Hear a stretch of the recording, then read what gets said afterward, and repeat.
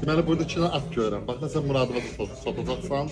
Ən qəşəng ölkələr, okeanlar, balina görürəm, meymun. Balinasına gedəcəm təzərik. Bunları görürəm. Bax hər şey meymun, zürafə, Yeni ölkələr. hər şey görürəm ərdən başqa. Məsələn. Ha yox, burada görürəm. Məsələn tezliklə bir şey görürəm, toy görürəm. Bax Xonçan göydə oynayır. Özünəsə kasıb oğlandı. Çünki pulu çatmayıb, belə xalqa toyudu bu. Balaskat oyundu Ha, moddu da. bu 100% palto koydu. Böyle isti bir yerlerdi. Yaya salmayıplar ki Afrika'da düşersin. Şey bak ki Bəygənin rəqsi var da. Bəygənin rəqsi var. Özdə bax sən Sən burada yanına ağlayırsan ki, gəlirsin. yox. Bax Hayda, sən burada nə tər ağlayırsan, oğlan çox kasıbdır. Mənə çatmır. Endirmə eləmirsən mənə? Mən endirmə edirəm ki.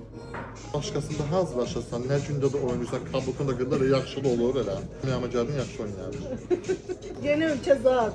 Yeni ölkə var, baldızların bu işə qarışır.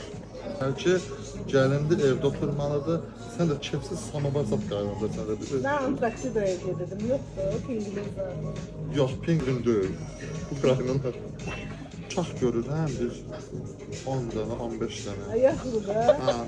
Evlatlıqdılar yani. Yo, hamısı sənin uşaqlarındır. Prosta dövlət tərəfindən sənə o qadağan qoyulur. Əhalinin sayını sürətlə artırdığınıza görə sizə qadağan qoyulur.